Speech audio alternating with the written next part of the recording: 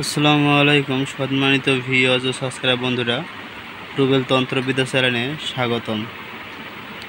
প্রতিনিয়তের মতো আপনাদের মাঝে আবার একটি নতুন ভিডিও নিয়ে হাজির হলাম। ভিডিওটি ভালো লাগলে পুরাটাই দেখবেন এবং আপনাদের যে কাউরে অবশ্যই কারো না কারো কাজে আসতে পারে। আমি যে সমস্ত ভিডিও দিই আপনাদের মাঝে সবগুলো কার্যকারিতা যদি করতে পারেন ঠিকভাবে অবশ্যই ফলাফল পাবেন।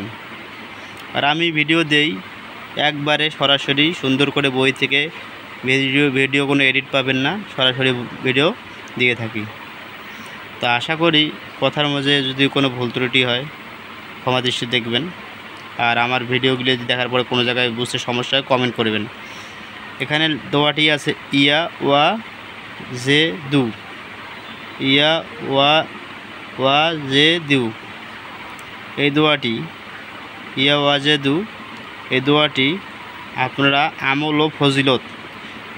1 নম্বরে যদি স্বামী স্ত্রীর বিরোধ থাকে তাহলে এই নিসেমটি 111 বার পাঠ করে পানির মধ্যে দমন করে উভয়ে পান করিলে বিরোধ থাকিবে না।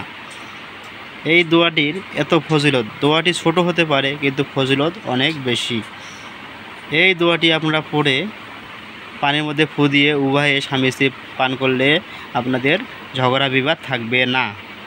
2 নম্বরে বিয়ের পর নববধূ যখন শ্বশুরবাড়ি যাবে এমন সময়ে মেয়ের মাতা পিতা বা বড় ভাই যে কেউ তার পরিধানের কাপড়ে আসলে হাতে নিয়ে এই এসএমটি 7 বার পরে 7টি দম দিয়ে শক্ত করে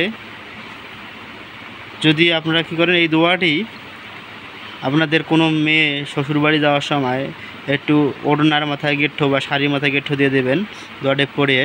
তাহলে কি হবে, ওই মেয়ের যখন বাপের বাড়ি থেকে শ্বশুর বাড়ি যাবে তখন হয়তো জিনভূত ধরার কোনো ভয় থাকে না।